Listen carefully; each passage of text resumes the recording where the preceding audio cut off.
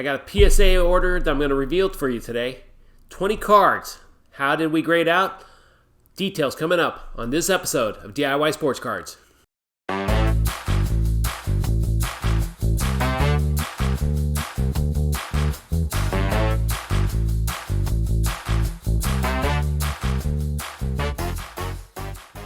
Hey everyone, welcome to another episode of DIY Sports Cards, a production of Iconic Trading Cards. This is a place where we take a deeper dive into the buying and selling of sports cards for investors and collectors alike. I'm Ramon. How y'all doing? How you doing? Hey, so this is a good day.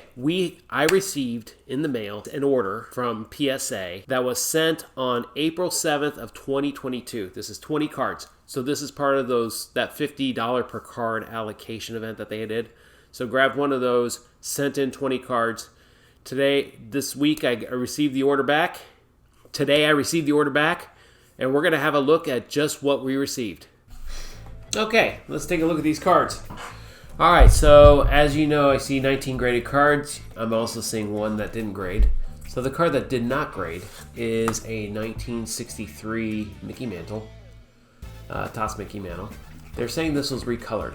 So if you look at the card itself, they're suggesting that the recoloring took place here at the bottom on the two corners. Let's see if I can get this closer for you. So I'm not sure if that's necessarily the case, if that was recoloring, or the fact that the blue ink and the green ink didn't fully overlap. So it's possible that they think the recoloring might be from that. Nonetheless, I've got a submission getting ready to go to SGC. I am going to send that in to them and see what they think. Be like a doctor's office, get a second opinion. But at the end of the day, I can see why they erred on the side of conservative on this one, but at the end of the day, this should have been graded. So we will get this sent into SGC. All right, put you back in your sleeve over here. Put that aside. Okay. All right, part of the stack. All right, let's look at these. So the first card of the deck is a 1954 Ernie Banks. Tell you what I'm going to do. I'm going to use this grade 5 upper deck Michael Jordan to cover the cards themselves. This is a sheer reminder that sometimes I just get my grading very wrong. You think you have a 9 and it comes back a 5. No clue why, but regardless, we'll use this.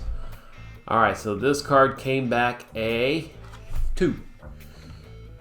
Pretty good. I'm actually happy with any card in this stack from the 50s that comes back with a number, because there's been it seems to be an increasing amount of cards from this era that are coming back as authentic. So happy to see a number, and happy to have this rookie Ernie Banks graded in my collection now. Extremely happy about that. Put that there. Next card is the 1954 Willie Mays, Topps Willie Mays. Again, rounded corners. It's no creases. The coloring's pretty good. So high watermark I was expecting this to be a 3, would be ecstatic on a 4. But at the end of the day, let's see what this came back to. Another 2. Again, not bad. It's the rounded corners that I was really concerned about. I mean, they're not that sharp at all. So if you look on the front and the back, I mean, it's in good shape overall except for those corners. So, again, happy to see a number on this card. I'll take it. Next card on the list is a 1954 Bowman Willie Mays. All right, this card, a little bit better shape than the Willie Mays. So, didn't see any lines, any marks. There was a print mark on it. So, this one is coming back a 2.5. That's harsh. Was expecting a little bit higher than that, maybe a 3, dare I say a 4. But as such, it did come back a 2.5. Pretty decent corners, so I'm going to take a closer look at this one. Happy again that I got a number, and I'm not too worried about the price point, but if there's an opportunity to get this grade to go up even by 1 point, I mean, that's about $100, $150 variance in cost. So, to the $150 better in price, so in value. So I think it's something that's really worth looking at. Anyhow, there's the Willie Mays. The next card is the 1955 Henry Louise Hank Aaron. This is his second-year card. This card's in decent shape as well. Came back with pretty good colors, good corners, some markings and stuff. I'm not expecting anything to be above 4 on this. To me, I'd be ecstatic with a 4. So this one came back a 3. Okay. Content with that. So let's go ahead and celebrate that one. Go that way. Next card on the list is a 1956 Whitey Ford. This card on the front is in immaculate shape. Now the problem with this card is you're going to see some, I don't know if this is glue or some wax, but this is probably the reason of any downgrade. So PSA is giving this card a 2. Dang. Man, that's harsh. Man, my grader was in a bad mood or something, so nonetheless, vintage grading is getting tight. Got a 2 on that one. It's interesting, I see that card getting a 2 because I have a Mickey Mantle, a 56 Mickey Mantle that has 2 significant creases across the front, and that also got a 2. So to compare the 2 cards, it's interesting to see. I'm shocked that that one came back a 2. I would have expected a higher grade. Again, someone might have been in that mood. Okay, this is the 1957 Yankees Power Hitters. This one's a good shape card. I'm actually going to be ticked if this doesn't come back anything. If this comes back with anything below 3, I'm going to be extremely upset. So this one came back a... Alright, 4. Good. Better got a 4. Alright, cool. I'm happy. I'm going to sit here and be happy on this one. This is actually a nice card. Got a good deal on it. There is a little bit of wax right there, which is why I expected that to be, but everything else is in great shape. Or it's good enough shape for what it is. So, good. I'm taking it. Alright, moving on. This is the 1950... What year is this? 1958 Topps Mickey Mantle All-Star. Alright, it's got some serious off-centering. It's got a mark right here, so I'm not expecting anything too much. Survey says 4. Alright. I'm actually surprised by that. I was actually expecting a 3. The grader that did the first 5 cards must have gone on break. I have a new grader. This one's actually being more realistic. So, alright, cool. Put you right there. Okay, here is my other 1963 Mickey Mantle. Same issue. Let's see what we got here. Same issue. My light went out, so. The survey says 4. Okay. That's good. Corners are kind of crappy on this one. There is a little bit of stain on the top corner right here. So 4 is about right. Good job, grader. Okay, the 1968 Johnny Bench. This is his rookie card. Him with Ron Tompkins. I like this 1968 set for just the overall look. I dislike the way these cards grade because you cannot pick up many of the blemishes just because of that back wood-like coloring. So this one is coming back a 5. Okay. Wouldn't have given it a 5, but that's just me. Alright, 5 it is. Okay, so we've gone through the 50s, we've gone through the 60s, now we're entering the cards I have from the 1970s. All of them are actually George Brett's. So I got 4 rookie George Brett's in here. So the first one is this Brett. Survey says a 6. Usually with these cards, what knocks them down is off-centering. You'll see some off-centering here. You'll see some fish eyes or some little print marks around the cards. If there's multiple, they'll knock that down. On the back, the centering is pretty good for this card, so I was hoping to see a little bit higher of a grade. So there must be a mark in here I did not see. But nonetheless, you have the corners and such. So I'm not going to be upset for a 6. I just kind of wish I would have gotten a 7. So I'm just going to sit here and pout. All right, next one. I just gave you the answer. This got a 7.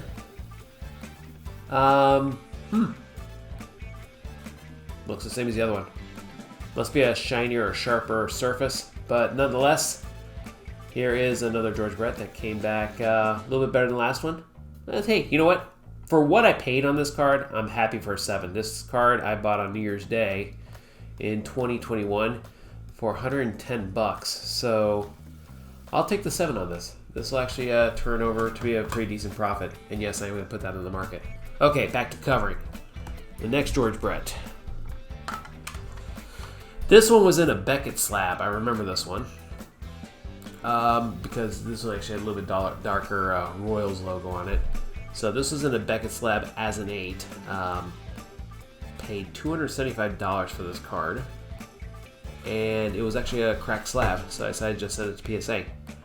So this one, if it's an 8, I'm going to be very happy. And it's an 8. Sweetness. Okay. I'm actually very happy about that. Alright, score good. Okay, next one on the list. This one is the last George Brett. The offsetting is what I remember. Okay, so this one I bought on an eBay auction on the 4th of July last year. I remember that off-centering because from the pictures, that looked to be the only issue on here.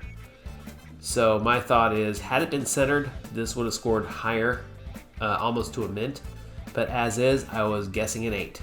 Was I right? Yes! All right. Two rookie George Bretts, 2 8s. Got a 7 and a 6. Okay, moving on. Don't have anything from the 80s, the 90s, the 2000s, so we're going to go into the 2010s. This next one is a rookie Juan Soto, HMT 55. This is from the Topps Update series. This is the pink refractor. There's a little tiny mark right here, right next to his left thigh. So I'm expecting this to be a 9. Survey says, oh, sweet, 10. Score. Well, sometimes even the graders don't get it right every time. But you know what? If they're going to give me a gem, and if that little mark is actually part of the card, then who am I to argue?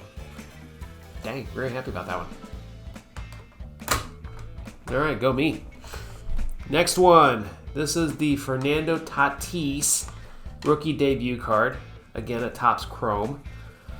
This is the Orange Wave. It's numbered to 25. It's number 24 of 25. I actually traded a grade 8 Topps Update Mike Trout for this card raw. People thought I was crazy. But if this comes back a 9 or better, I'm actually getting the better deal on this card. Survey says 9. I'll take it.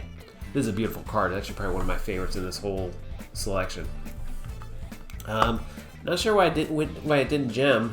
Kind of don't care. Maybe it's that little tiny marker right there. But I'll tell you what, if that's the only blemish on here, grade 9. Not many sales on these cards, but the few I have do show that I came out ahead on that trade for that Mike Trout. All right, now to my boy, Patrick Mahomes. This is his Topps Optic card, base card. I'm not a big fan of base in general. I usually try to go for the refractors. That's the strategy for 2022. But he is an active grade, so buying base for the active grades is really my strategy for buying cards in this year and even last year. Survey says near mint 8. That's a bummer. A little bit of a loss on this one, considering what I paid for it. Looking at today's price, but still a nice card overall. Not really too terribly upset by that. I think this is the one that had the tiny corner issue right there. I had to go under magnification to see that, but as such, there it is. All right, now the other Optic Mahomes.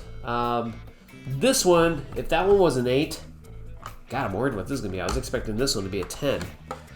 So, not too often I call the shots to be a gem mint, but in this case I'm making an exception. This one looks really good. And is it a gem mint 10? Oh yes, yes it is. Okay, cool. I will take it. Very happy with this. A lot of times when these cards, they're kind of hard to maintain, especially that dark gray black. It's not exactly... Yeah, I'm good with this. I'm not going to say anything. Gem mint 10. Perfect. All right, last two cards. This next one is the Fernando Tatis Jr. Kaboom, the 2021 Kaboom card. I'm not expecting a gem on this because there is a really soft corner on this. I would be curious if it came back even a 9. So, survey says 8. Pretty much spot on that one. Still a cool card. This is probably one of the first Kabooms I bought. Actually, not probably. This is one of the first Kabooms I bought. Awfully shiny. I will say it that way. Very shiny card. All right, last card. This is the Justin Herbert rookie card, select field level. This is his copper card. Die cut, obviously. This one's numbered to 355. So when I bought this card raw, I knew that if this card graded a 9, the immediate returns would be very favorable. So not many 10s on the market right now, so I'm just going to guess a 9 just based on the numbers. But I can't see what's differentiating between this and a 10. Survey says it's a 9. Okay. Very happy with that. Good group of cards altogether. Wasn't really paying attention, but I did see 2 gem mints on there, a few 9s. Happy with the grade 8 Bretts. Those are like grade 10s to me. So, very, very happy. There you have it. Okay, well, 20 cards. Looks like 19 of them were graded. I mean, it wasn't terrible, but there was some very good outcomes. I was a little disappointed with the older cards. A lot of grade 2s early on. Personally think that the grader at PSA was maybe a little bit conservative. I don't want to say harsh or unreasonable, because quite frankly, I don't have enough data to understand if that grade 2 on those grade 54 Topps cards were in fact reasonable. I thought the Willie Mays was in a little bit better condition than the Ernie Banks. Ernie Banks had a crease, Mays did not. But for some reason, it did show up as the same grade point. And I was extremely disappointed with the 56 Whitey Ford. But with that said, I mean, going into the modern cards, surprised about the Juan Soto, happy with the George Bretts, and of course my boy Patrick Mahomes. That optic was actually the first grade 10 optic card I've received for Mahomes. Anyways, in the end, got some keepers, got some cards that I'll be putting on my eBay marketplace, and we'll definitely take it from there. Hope you enjoyed this episode today, folks. Opening up and looking at these grades were a lot of fun. I hope you benefit from this. If you like what you saw, hit the like button, subscribe.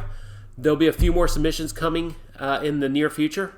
Have a great week. Stay safe, be healthy, and we'll catch at you soon. Peace out.